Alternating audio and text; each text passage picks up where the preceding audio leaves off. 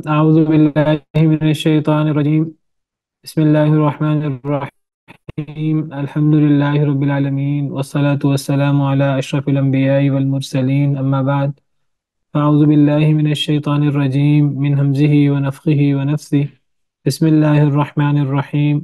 رب اشرح لي صدري ويسر لي أمري واحلل عقدة من لساني يفقه قولي. اللهم انفعنا بما علمتنا وعلمنا ما ينفعنا وزدنا علما. فبشر عبادي الذين يستمعون القول فيتبعون أحسنه. أولئك الذين هداهم الله وأولئك هم أولو الألباب. أعوذ بالله من الشيطان الرجيم. بسم الله الرحمن الرحيم. وما آتيناهم من كتب يدرسونها وما أرسلنا إليهم قبلك من نذير.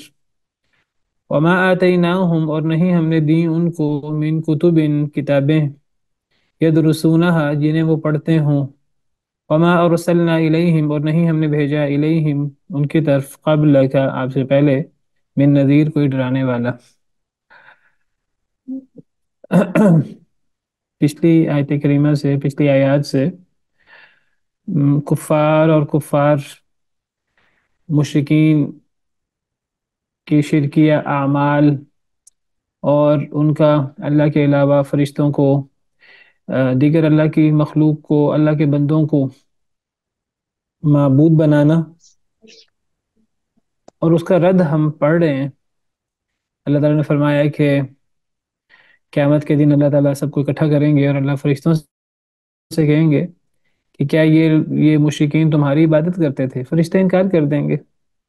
تمام شریک جن حضرات کو شریک بنایا گیا، جس طرح وہ تمام شریک قیامت کے دن اپنے مشرکوں سے برات کا اظہار کر دیں گے، دشمنی کا اعلان کر دیں گے، انکار کر دیں گے کہ اے اللہ تعالیٰ ہم نے ان کو یہ حکم نہیں دیا تھا. اسی طرح فرشتے بھی انکار کر دیں گے. فرشتے کہیں گے اے اللہ آپ پاک ہیں، آپ ہمارے ولی ہیں، آپ ہمارے مولا ہیں، ان کے علاوہ ہم آپ کو چھوڑ کر ایسی غلط اور ایسی شرکیہ بات جو سب سے زیادہ اللہ کو ناپسند ہے ہم وہ ان سے کیسے کہہ سکتے ہیں؟ یہ تو جنوں کی عبادت کرتے تھے، جنوں کے پیچھے چلتے تھے، شیطان کے پیچھے لگتے تھے، ان پر یہ ایمان رکھتے تھے. تو اللہ تعالیٰ فرماتے ہیں کہ آج کے دن، قیامت کے دن کوئی شریک کسی مشرک کو، کوئی کسی کو نفع نہیں دے سکے گا. نہ کسی کی دوستی کام آئے گی، نہ کوئی خرید و فروخت کام آئے گی اس دن، نہ کوئی سفارش اس دن کام آئے گی. ایسے لوگوں کے لیے تو سفارش بھی نہیں ہے. سفارش ہے قیامت کے دن، لیکن ایسی سفارش نہیں ہے کہ اللہ تعالیٰ ناراض ہوں اور کسی کی سفارش ہو جائے. ایسا تصور سفارش کا شاید پیچھے بات ہو چکی تفصیل سے کہ یہ تو شرکیہ تصور ہے. تو اللہ ناراض ہوں تو ایسے کسی سفارش کا تعلق بھی نہیں ہے. تو ایسا کوئی شریک وہ کسی مشرک کے کام نہیں آئے گا. جس کی عبادت کی جاتی ہے وہ عبادت کرنے والے سے کا کام نہیں آئے گا قیامت کے دن، اور جہنم کا عذاب ہوگا. اور پھر اللہ تعالیٰ فرماتے ہیں کہ جب ان لوگوں پر قرآن کی آیتیں پڑھی جاتی تھیں، دلائل پیش کیے جاتے تھے توحید کے، نبی کریم صلی اللہ علیہ وسلم انہیں سمجھاتے تھے، قرآن کی آیتیں پیش کرتے تھے یا آگے سے اعتراض کرتے تھے. نبی صلی اللہ علیہ وسلم کی بات پہ غور کرنے کی بجائے یہ کہا کرتے تھے کہ یہ تو ایک آدمی ہے، یہ تو ایک انسان ہے، ایک بشر ہے، اور یہ اصل میں ہمارے آباء و اجداد کی مخالفت کرنا چاہتا ہے، ہمارے بڑوں کے دین کی مخالفت کرنا چاہتا ہے. جس پر ہمارے آباء و اجداد تھے یہ ہمیں اس سے روکنا چاہتا ہے. اور یہ جو اپنے تئیں بقول ان کے یہ جو اپنے تئیں قرآن پیش کر رہا ہے وہ تو جھوٹ ہے جو گھڑا جا رہا ہے. یہ انہوں نے خود کہیں سے گھڑ لیا ہے اور اس کو اللہ کی طرف منسوب کر کے پیش کر رہے ہیں، ولیعاذ باللہ. تو یہ انہوں نے الزام لگائے بجائے اس کے کہ نبی کریم صلی اللہ علیہ وسلم کی سچی سچی تعلیمات پر آپ سچے تھے، آپ نے کبھی جھوٹ نہیں بولا. دنیاوی معاملات میں اللہ پہ کیسے جھوٹ بولتے؟ اللہ نے آپ کی نبوت، آپ کی رسالت کی دلائل کے طور پہ کئی معجزات نازل فرمائے، انہوں نے وہ دیکھے بھی. اس کے باوجود جب یہ دیکھتے تھے کہ قرآن کریم کی دعوت، نبی کریم صلی اللہ علیہ وسلم کی دعوت ان کے آباء و اجداد کے دین کے خلاف ہے تو یہ کان نہیں دھرتے تھے، الٹے سیدھے اعتراض کرتے. کبھی کہتے کہ یہ بشر ہے، یہ فرشتہ نہیں ہے، کبھی کہتے ہمارے آباء و اجداد کے دین کی مخالفت کرتا ہے.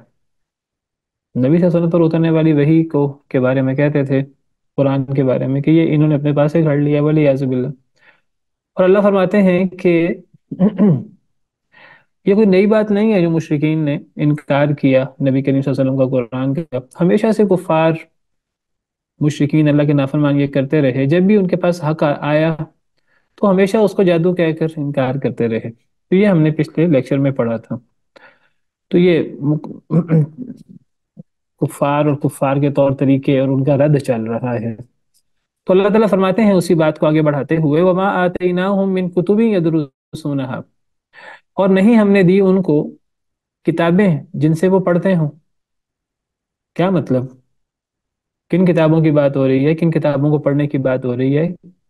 کس موضوع کی بات ہو رہی ہے؟ اسی موضوع کی بات ہو رہی ہے، یہی شرک، اللہ کے علاوہ اوروں کو معبود بنا لینا، فرشتوں کو معبود بنا لینا، اللہ کی بیٹیاں سمجھ لینا، اور اس قسم کے شرکیہ عقائد، بدعات، خرافات۔ اللہ فرماتے ہیں ان کے پاس اپنے ان عقائد کی کوئی دلیل نہیں ہے۔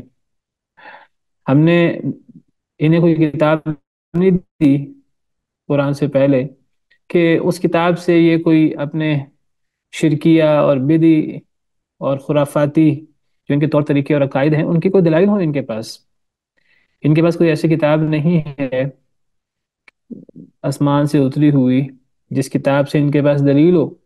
وَمَا أَرْسَلْنَا إِلَيْهِمْ قَبْلَكَ مِن نَذِيرٍ، اور نہیں بھیجا ہم نے ان کی طرف آپ سے پہلے کوئی ڈرانے والا۔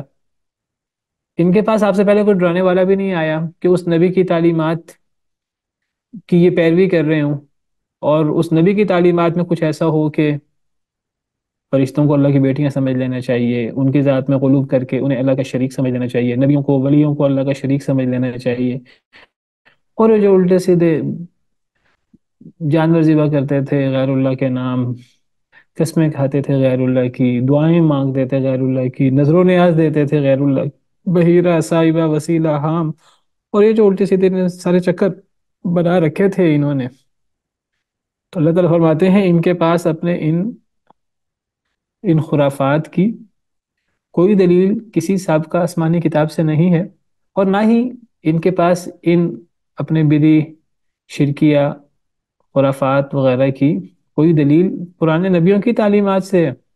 ان کے پاس تو نبی آیا ہی نہیں جس نبی کی تعلیمات کی روشنی میں یہ بات کہیں، اور ان کو ہم نے کوئی کتاب بھی نہیں دی کہ جس کتاب کی تعلیمات کی روشنی میں یہ کہیں کہ ہم جو کر رہے ہیں تو یہی اللہ کا حکم ہے۔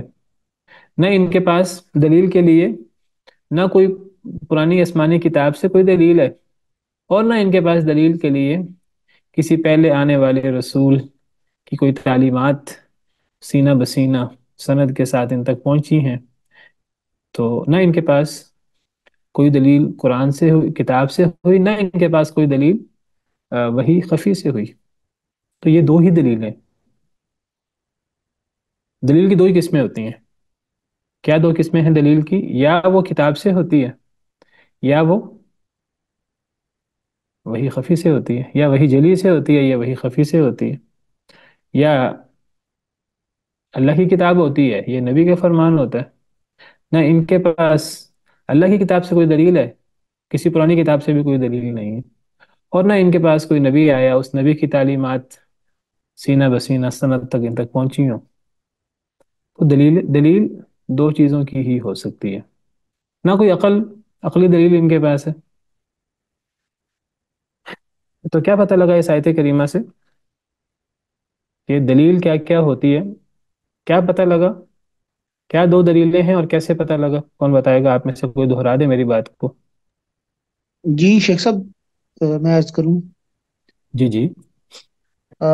شیخ صاحب، آپ نے بتایا کہ دو طرح کی دلیل ہوتی ہیں، ایک ہوں وہی خفی سے یا جری سے، ہوں اللہ کی کتاب سے، نازل کردہ کتاب سے، یا جو وقت کا کوئی نبی ہو اس کی بات سے، اس کی حدیث سے۔ جی ہاں، تو کتاب دلیل ہوتی ہے، اس آیت کریمہ سے کیسے پتہ لگا؟ اس آیت کے کس پورشن سے پتہ لگ رہا ہے ہمیں؟ فرسٹ والے سے، وما آتیناہم من الکتب من یدرسونہا۔ کتب یدرسون، کیا مطلب؟ یعنی ہم نے ان کو کوئی ایسی کتابیں نہیں دی جن کتابوں کو یہ پڑھیں۔ کیا کریں پڑھ کر؟ پڑھ کر اپنے شرکیہ اور بدی خرافاتی جو ان کے عقیدے ہیں उनकी कोई दलील हो किसी किताब से इनके पास, वो जी नहीं है। शेख। हमने उनको किताब दी नहीं, पता लगा कि एक दलील किताब की होती है। और दूसरी दलील, वमा अरसलना इलैहिम क़ब्लका मिन नज़ीर, हमने नहीं भेजा इनकी तरफ आपसे पहले कोई डराने वाला, कोई नबी भी नहीं है। नबी नहीं आया, क्या मतलब, यानी उस नबी की तालीमात सीना बसीना इन तक पहुंच रही हो, वही खफी। तो ना कोई वही जली की किताब की सूरत में कोई दलील है, ना कोई जिसको जिसको हम कुरान कहते हैं हमारी शरीयत में, वो कुरान और हदीस जिसको हम कहते हैं, ना इनके पास कुरान की सूरत में कोई दलील है, ना इनके पास हदीस की सूरत में कोई दलील है। और ये बात अल्लाह ताला ने कुरान करीम में कई जगह फरमाई है।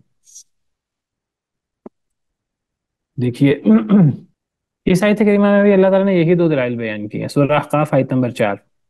ये दो दलाइल कहाँ मौजूद है इस आयत करीमा में, तलाश कीजिए जरा, कौन बताएगा। सूरह अहकाफ आयत नंबर 4। जी शेख साहब, ये आयतो नहीं बि किताब मिन कबल, इनसे पहले जो कोई किताब के अंदर मतलब अता ले की आओ गई। मेरे पास, इसका मतलब क्या है, ले आओ मेरे पास कोई किताब इससे पहले। औ जी शेख। असारतिन मिन इल्मिन, या कोई असारतिन, असर कहते हैं नकल शुदा बात, मिन इल्मिन कोई इल्मी बात, नकल शुदा, इन कुन तुम सादिकीन अगर तुम सच्चे हो। यानी पीछे अल्लाह ताला ने मुशरिकीन मक्का, उनका शिरकी अकीदा बयान किया है। कुल अराइतुम मा तदउन मिन दूनिल्लाहि अरूनी माज़ा खलक़ू मिनल अर्ज़, कह दीजिए जिनको तुम अल्लाह के अलावा पुकारते हो, मुझे ज़रा दिखाओ कि उन्होंने ज़मीन में क्या पैदा किया। इस पर शायद कई दफ़ा बात हो चुकी क्लास में कि शिरक का सबसे बड़ा रद्द क्या है, कि जिनको अल्लाह के अलावा शरीक बनाया जाता है उन्होंने पैदा क्या किया। तो अल्लाह ताला फरमाते हैं कि तुम जो अल्लाह के अलावा तुम और लोगों को पुकारते हो, लात मनात उज़्ज़ा और हज़रत इब्राहीम हज़रत इस्माइल के मुजस्मे तुमने बना के रखे हुए हैं बैतुल्लाह में 360 बुत, और ये जो शिरकिया और बिदी अकायद तुम्हारे हैं, तो तुमने जो माबूद बनाया हुआ है इनको मुझे ज़रा बताओ, जिनको तुम अल्लाह के अलावा पुकारते हो उन्होंने ज़मीन में क्या पैदा किया है, या कोई उनकी शराकत हो आसमानों में। क्या मतलब, यानी आसमानों की तख्लीक में अल्लाह के साथ कोई उन्होंने आसमान और ज़मीन की तख्लीक में कोई शराकत की हो, कोई ऐसी बात नहीं है। ये अकली दलील है। फिर अल्लाह फरमाते हैं ईतूनी बि किताबी मिन कबली हाजा, ले आओ मेरे पास कोई किताब इससे पहले। यानी क्या मतलब, यानी किताब से कोई आयत ले आओ, किसी साबका आसमानी किताब से। अब असारत मिन इल्मिन, या कोई इल्मी नकल शुदा बात ले आओ। इल्मी नकल शुदा बात यानी नबियों की, यानी नबियों की तालीमात में से कोई चीज़ तुम्हारे पास नकल शुदा, सनद बसनद, सीना बसीना, सनद के साथ तुम्हारे पास चली आ रही हो, वो पेश कर दो, इन कुन तुम सादिकीन अगर तुम सच्चे हो। तो क्या पता लगा दलील क्या होती है, या अकली दलील को बंदा पेश करे। और अगर नकल की बात करनी है तो वो या वही जली है किताब की सूरत में, या वो कोई नकल शुदा बात होती है सनद के साथ, वही खफी, इसको हम हदीस मुबारका कहते हैं। काल अल्लाह और काल रसूल। और इसी तरह इसके दलाइल थोड़े नहीं, बहुत ज्यादा इसके दलाइल हैं, कुरान कुरान और सुन्नत भरे पड़े हैं इससे।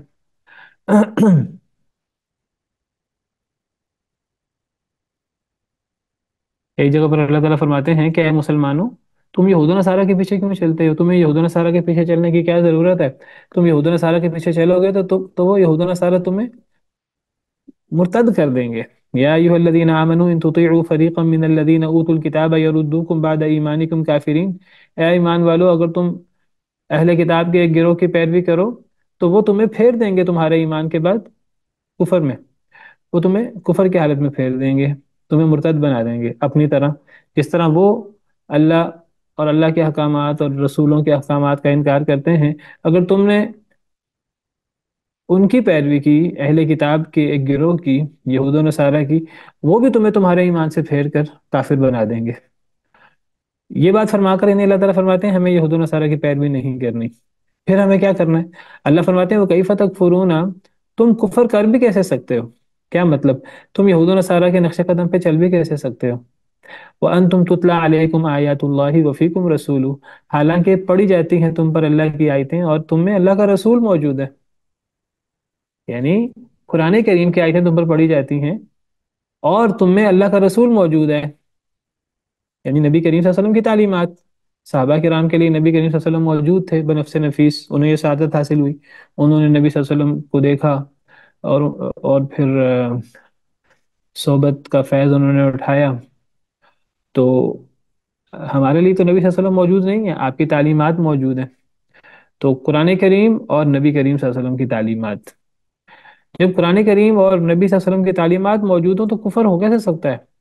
قرآن و سنت کو چھوڑ کر یہود و نصارہ کے نقش قدم پر چل کر اپنے ایمان سے اور اپنے دین سے کیسے جان چھڑائی جا سکتی ہے؟ اس سے پتہ لگتا ہے کہ آج کوئی شخص اپنے دین کی ترقی کے لیے، دنیا کی ترقی کے لیے، دنیا کے اندر کا عروج پانے کے لیے، کوئی بندہ بھی اگر یہود و نصارہ کی پیروی کرنے کی کوشش کرے گا تو وہ مرتد ہو جائے گا، اللہ معاف کرے، وہ دین سے پھر جائے گا۔ اور قرآن و سنت کی سنہری تعلیمات کی موجودگی میں قرآن و سنت کو چھوڑ کر یہود و نصارہ کے نقش قدم پر چلا بھی کیسے جا سکتا ہے؟ وَمَن يَعْتَصِم بِاللَّهِ فَقَدْ هُدِيَ إِلَىٰ صِرَاطٍ مستقیم، اور جو مضبوطی سے تھام لے اللہ کو تو اسے ہدایت دے دی گئی سیدھے رستے کی۔ تو یہی سیدھا رستہ بھی ہے، صراط مستقیم بھی ہے۔ اور صراط مستقیم کیا ہوا؟ گویا کہ اللہ کو تھامنا۔ اور اللہ کو تھامنے سے کیا مراد ہے؟ جو اللہ کو تھام لے تو اسے صراط مستقیم کی ہدایت دی گئی۔ اللہ کو تھامنے سے مراد یعنی قرآن کی بات ماننا جو اللہ کی طرف سے نازل ہوا، اور رسول کی بات ماننا جو جو اللہ کا نمائندہ، اللہ کی طرف سے مبعوث کیا ہوا، وہ انسانوں میں موجود ہوتا ہے۔ تو قرآن کی بات ماننا، رسول کی بات ماننا، گویا کہ یہ اللہ کو تھامنا ہے۔ اس کو آپ اللہ کو تھامنا کہہ لیں یا اس کو اللہ کی رسی کو تھامنا کہہ لیں، اس کو اعتصام باللہ کہہ لیں یا اعتصام بحبل اللہ کہہ لیں۔ اگلی سے اگلی آیت میں ہے وَاعْتَصِمُوا بِحَبْلِ اللَّهِ جَمِيعًا وَلَا تَفَرَّقُوا، اللہ کی رسی کو مضبوطی سے تھام لو سب مل کر، اور تفرقہ بازی نہ کرو۔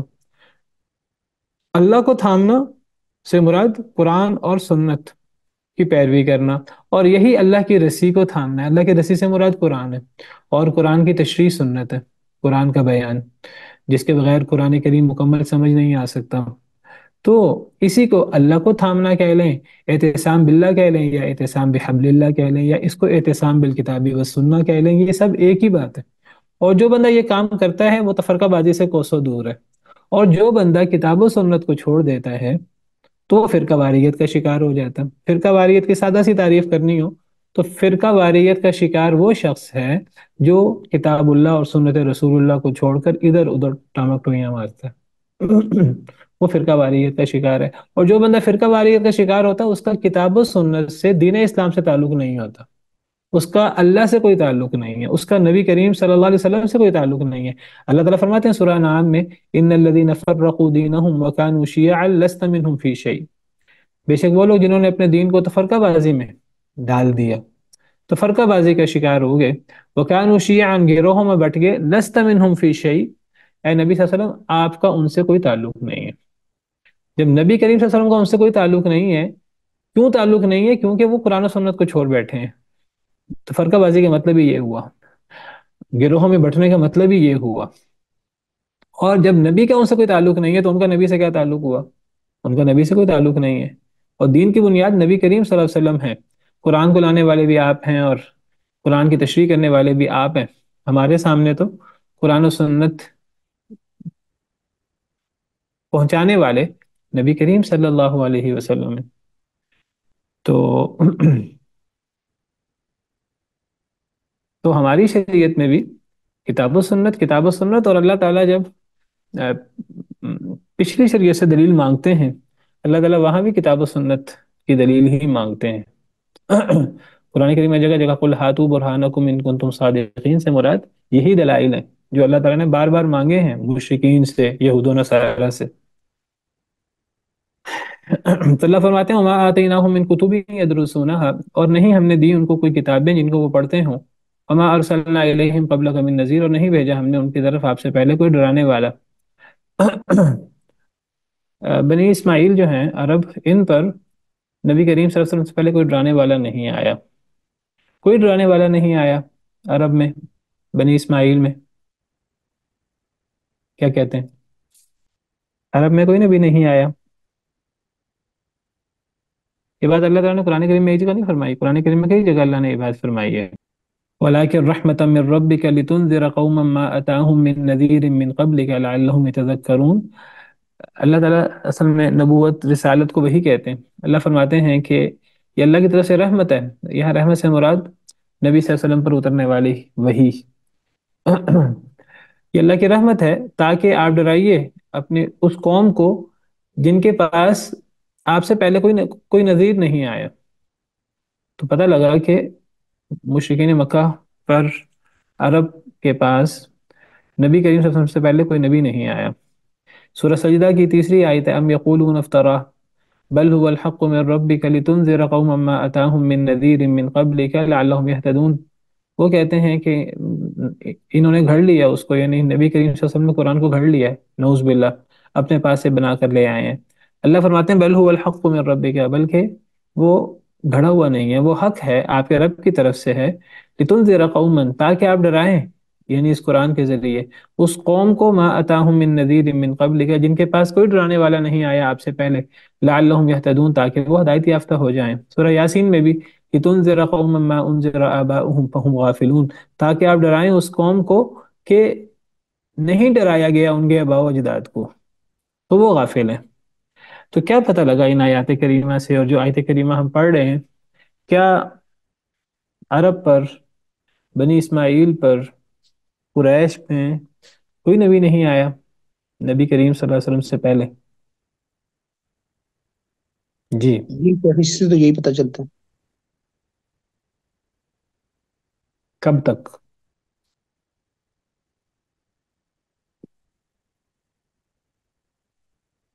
واللہ عالم. سیدنا اسماعیل علیہ السلام تک گویا کہ کوئی نبی نہیں آیا.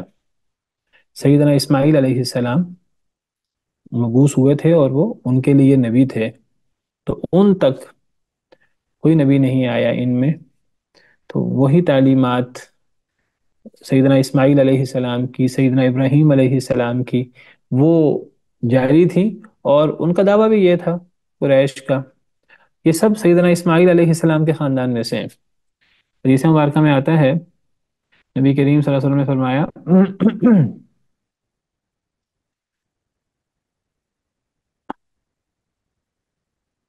سر جیسے ہم پڑھتے ہیں کہ وہ اپنے آپ کو دین ابراہیمی کے فالوور بھی کہتے تھے، جی اس سے بھی یہی پتہ چلتا ہے. جی جی بالکل یہی بات ہی ہے، میں اسی کی طرف اشارہ کرنا چاہ رہا ہوں. یہ حدیث مبارکہ ہے،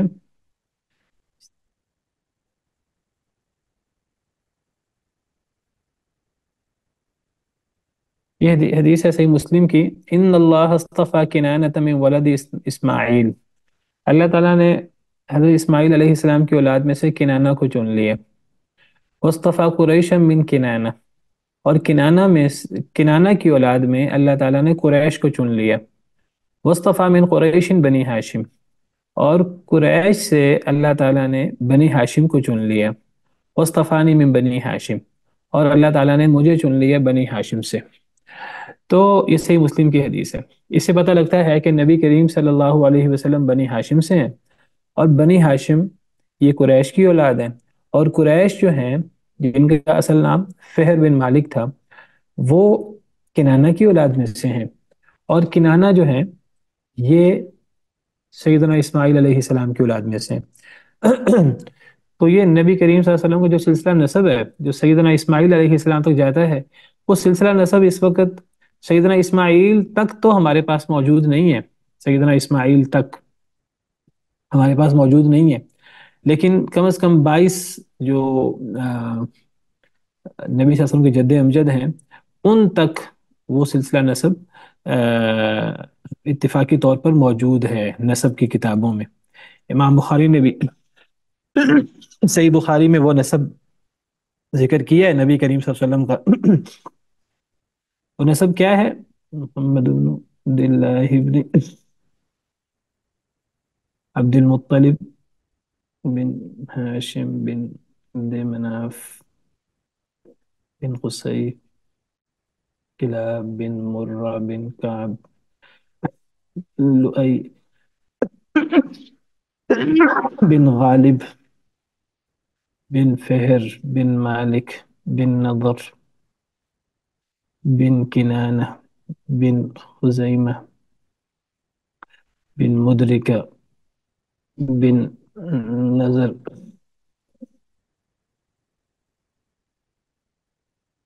بن نزار بن معد بن عدنان.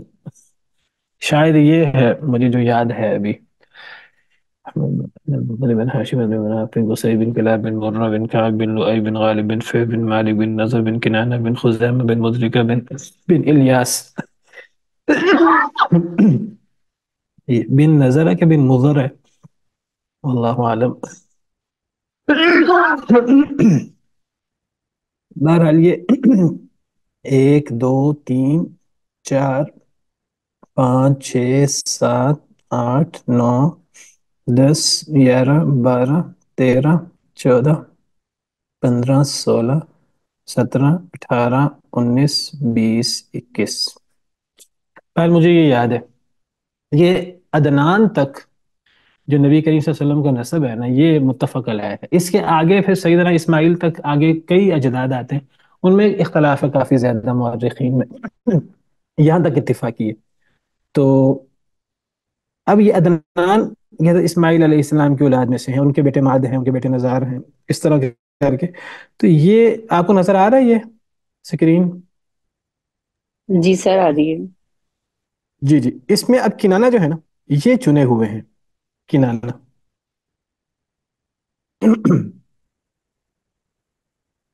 اور کنانہ کے بعد کون چنے ہوئے ہیں؟ یہ جو حدیث ہے صحیح مسلم کی ان اللہ اصطفیٰ کنانۃ من ولد اسماعیل. اللہ تعالیٰ نے اسماعیل علیہ السلام کی اولاد میں سے کنانہ کو چنا. کنانہ کون ہے؟ وہ یہ ہیں. اور کنانہ کی اولاد میں سے کسے چنا؟ ہاشم کو. قریش کو. قریش. قریش. اور قریش کون ہے؟ قریش ہیں سیدنا قریش. یہ فہر بن مالک ہے. یہ فہر جو ہے نا ان کا لقب قریش ہے.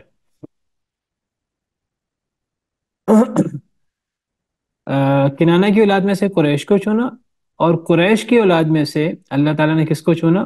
بنی ہاشم کو. بنی ہاشم کون ہے؟ یہ ہاشم کی اولاد ہے نبی کریم صلی اللہ علیہ وسلم کے پردادا.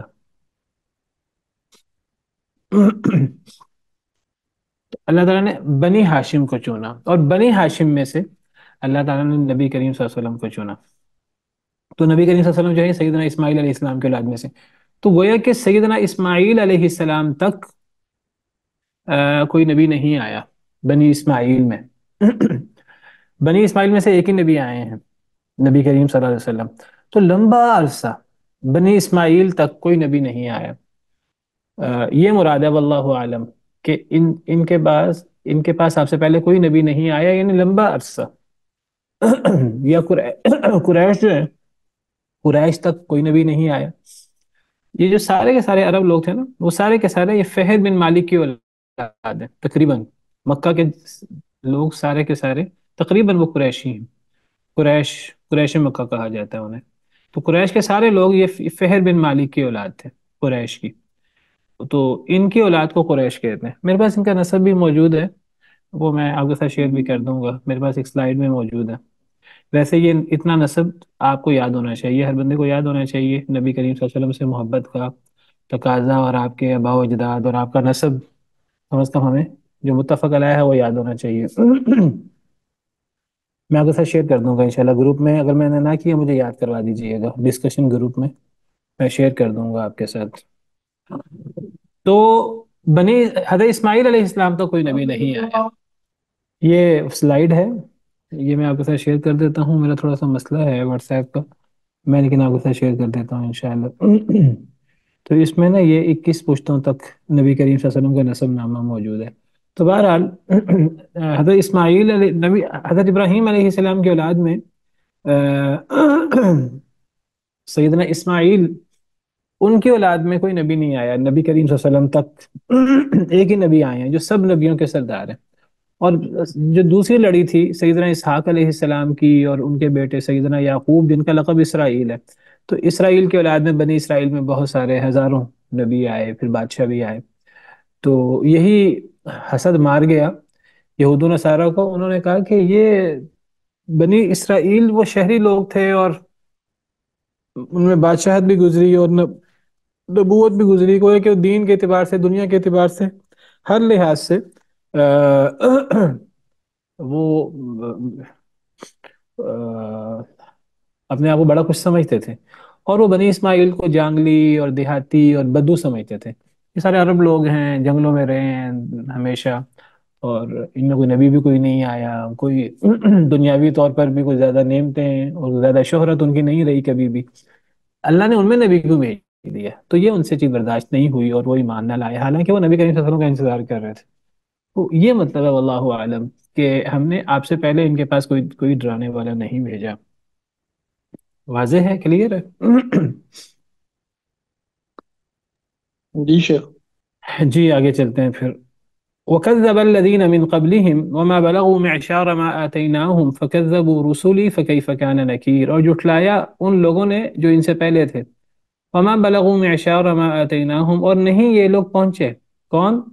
یہ قریش، مشرکین مکہ. یہ نہیں پہنچے معشار ما آتيناهم، 10واں حصہ اس کا جو ہم نے انہیں دیا تھا. فکذبوا رسولی، تو انہوں نے جھٹلایا میرے رسولوں کو. فکیف کان نکیر، بس کیسا تھا میرا عذاب. نکیر اصل میں نکیر ہی تھا. را کے نیچے زیر اس بات کی دلیل ہے کہ آگے یا تھی، یا متکلم، وہ محذوف ہے. تو فکیف کان نکیر. تو اللہ فرماتے ہیں وکذب الذین من قبلہم، ان سے پہلے لوگوں نے بھی جھٹلایا تھا. یہ اکیلے جھٹلانے والے نہیں ہیں. ان سے پہلے بہت سارے لوگوں نے جھٹلایا. اور یہ نہیں تھا کہ ان کو بڑا مان ہے اپنے مال و دولت پر، اپنے اقتدار پر، اپنی دنیاوی ترقی پر اور دنیاوی عقل اور فہم پر، بصیرت پر، ان کو اپنی عقل مندی پر بڑا ناز ہے. جی ہمارے ساتھ بہت زیادہ لوگ ہیں، ہم بڑی تعداد ہیں، یہ مسلمان تھوڑے سے ہیں، ان میں جو لوگ مسلمان ہوئے ہیں وہ غریب قسم کے لوگ ہیں، اور اس قسم کے الزامات وغیرہ لگاتے رہتے ہیں. یہ سورہ سبا کے اندر آپ دیکھیے کہ کافی دیر سے موضوع چل رہا ہے مال و دولت کا، اور اس پر تفصیل سے میں نے روشنی ڈالنے کی کوشش کی کہ یہ مال و دولت ہونا، اقتدار ہونا، دنیاوی نعمتیں، یہ کوئی اللہ کے ہاں کوئی عظمت کی، کوئی اللہ کے ہاں مقرب ہونے کی کوئی دلیل نہیں ہے. قریش ہمیشہ اپنے آپ کو بڑا عقل مند اور بڑا ترقی یافتہ اور ہم عقل مند لوگ ہیں، ہم مالدار لوگ ہیں، ہم اقتدار والے لوگ ہیں، ہم عقل و بصیرت والے لوگ ہیں، یہ غریب قسم کے لوگ ایمان لانے والے، ان کی کیا حیثیت ہے، ان کا ہم سے کیا مقابلہ ہے، تعداد ہماری زیادہ ہے، ہمارے ساتھ اتنا جتھا ہے، یہ وہ. تو اللہ فرماتے ہیں کہ تمہارے پاس کتنا ہی مال کیوں نہ ہو، تمہارے پاس کتنا ہی اقتدار کیوں نہ ہو، تمہارے پاس دنیاوی عقل و فہم کتنا ہی کیوں نہ ہو، تمہارے پاس جتھا کتنا بڑا کیوں نہ ہو، اللہ فرماتے ہیں کہ صرف تم نے نہیں جھٹلایا، تم سے پہلے لوگوں نے بھی جھٹلایا تھا. ان سے پہلے لوگوں نے بھی جھٹلایا تھا، اور یہ لوگ نہیں پہنچے 10ویں حصے کو جو ہم نے ان سے پہلے لوگوں کو جنہوں نے جھٹلایا تھا ہم نے ان کو نعمتیں دی تھی. یعنی یہ تو ان کو فخر اور غرور یہ کرتے نہیں تھکتے کہ ہم اتنے مالدار، ہم اتنے اقتدار والے، ہمارے پاس اتنی دنیا کی نعمتیں، ہم اتنے معزز، اور یہ غریب قسم کے لوگ، غلام قسم کے لوگ، ایمان لانے والے، یہ ہمارا مقابلہ کرنے کو آگے ہیں. اللہ فرماتے ہیں کہ تم سے پہلے لوگ وہ تم سے بھی 10 10 گنا زیادہ آگے تھے مال و دولت کے اعتبار سے، دنیاوی عقل و فہم کے اعتبار سے، اقتدار کے اعتبار سے، صنعتی سائنسی ترقی، زراعت کی ترقی وغیرہ کے اعتبار سے، نہریں اور باغات وغیرہ کے اعتبار سے ہم نے قوم سبا کا حصہ بھی پیچھے پڑا ہے. تو پچھلے لوگوں کے پاس بڑی دنیا کی نعمتیں تھیں. دنیا کی نعمتیں اس بات کی دلیل نہیں ہے کہ یہ اللہ کے مقرب ہے، اللہ کے ہاں ان کا کوئی مقام ہے. دنیا کی نعمتیں کسی کے پاس کتنی ہی زیادہ کیوں نہ ہوں، پچھلی قوموں نے بھی جھٹلایا تھا ان کی طرح، اور وہ ان سے 10 10 گنا زیادہ ہر لحاظ سے وہ ترقی یافتہ تھے. لیکن جب انہوں نے جھٹلایا تو پھر میں نے انہیں بھی عذاب دیا. اور پھر اللہ تعالیٰ طنز کرتے ہیں گویا کہ کیسا تھا پھر میرا عذاب، پھر پچھلے لوگوں کو کیسے میں نے پھر نیست و نابود کیا، کیسے میں نے تباہ و برباد کیا، کیسے میں نے انہیں عبرت کا نشان بنایا. فرعون کو، نمرود کو، شداد کو، قوم عاد کو، قوم سمود کو، قوم شعیب، قوم لوط، دیگر قومیں اپنے آپ کو بڑا مالدار سمجھتی تھیں، اتنا مال و دولت، اور اتنی دنیاوی ترقیاں اور اتنی سائنسی ترقی کہ شداد نے تو جنت جہنم بنا لی. اللہ ہونے کا دعویٰ کیا، اللہ معاف کرے، الوہیت کا دعویٰ کیا. نمرود نے الوہیت کا دعویٰ کیا، فرعون نے الوہیت کا دعویٰ کیا. عام الوہیت کا نہیں، کہتا تھا میں سب سے بڑا رب ہوں، انا ربکم الاعلی، والعیاذ باللہ. تو یہ اللہ نے انہیں اتنی نعمتیں دی تھیں. آج ہم سمجھتے ہیں، آج ہمارے یہاں کچھ لوگ یہ تبصرہ کرتے ہیں، یہ کمنٹس دیتے ہیں، جی اب ہم 21ویں صدی میں آ گئے ہیں، اب تو سائنس کی اتنی ترقی ہو گئی ہے، اسلام اور اسلامی تعلیمات یہ آؤٹ ڈیٹڈ ہو گئی ہیں، دقیانوسی تعلیمات ہیں، والعیاذ باللہ. اللہ معاف کرے، کفر ہے یہ اس قسم کے کلمات کہنا. کئی لوگ کہتے ہیں، کافر تو کہتے ہیں کئی مسلمان دین سے دور وہ یہ باتیں کہہ دیتے ہیں. یہ بات یاد رکھیے، یہ قرآن کی آیتیں قیامت تک کے لیے ہیں. یہ قوم قیامت تک جتنی ترقی کر لے، سائنسی ترقی کر لے، مال و دولت کی ترقی کر لے، اقتدار کی ترقی کر لے، جتنی ترقی کر لے، پچھلی قوموں کی ترقی کے برابر نہیں پہنچ سکتے. پچھلے لوگوں کو جو اللہ نے نعمتیں دیں، مال و دولت کے اعتبار سے، اولاد کے اعتبار سے، صنعت و حرفت کے اعتبار سے، اقتدار وغیرہ اور ہر اعتبار سے جو اللہ نے انہیں ترقی دی تھی، ہماری امت، نبی صلی اللہ علیہ وسلم کی امت میں مسلمان بھی شامل ہے، کافر بھی شامل ہیں، قیامت تک آنے والے سارے آپ کی امت ہیں. یہ امت جتنی بھی ترقی کر لے، یہ 21ویں صدی کیا، یہ 31ویں صدی تک بھی پہنچ جائیں، اگر اللہ نے قیامت سے پہلے اتنا وقت رکھا ہے، تو پچھلی قوموں کے 10ویں حصے کو بھی نہیں پہنچ سکتے جو اللہ نے انہیں نعمتیں دے رکھی تھی. اصل مسئلہ یہ نہیں کسی کے پاس مال و دولت زیادہ ہے کہ نہیں، سائنسی ترقی زیادہ ہے کہ نہیں، یہ کون سی صدی میں ہم پہنچ گئے ہیں. اصل چیز یہ نہیں ہے، اصل چیز یہ ہے، اس سے کوئی اللہ کا قرب حاصل نہیں ہوتا. اصل چیز یہ ہے کہ ایمان والا کون ہے، عمل صالح کرنے والا کون ہے. اصل بات یہ ہے کہ کس نے اللہ اور اللہ کی نعمتوں کی ناشکری کی ہے، اللہ کو جھٹلایا. جس نے بھی جھٹلایا وہ 100 گنا زیادہ ترقی یافتہ ہو، 100 گنا زیادہ وہ مالدار ہو، 100 گنا زیادہ نعمتوں والا ہو، اللہ اس کو بھی تباہ کر دیتے ہیں. یہی اللہ فرما رہے ہیں کہ اے قریش، کبھی مسلمانوں کو تھوڑا سمجھ کر انہیں ہلکا نہ لینا. یہ نہ سمجھنا کہ وہ تھوڑے ہیں لہٰذا ان کی کوئی حیثیت نہیں ہے. وہ ایمان قبول کرنے والے شروع میں غریب قسم کے لوگ ہیں، غلام قسم کے لوگ ہیں، تھوڑے لوگ ہیں. قرآن میں کہا اللہ تعالیٰ نے، ام یقولون نحن جمیع منتصر، کیا یہ کہتے ہیں ہم زیادہ لوگ ہیں، ہم غالب ہوں گے.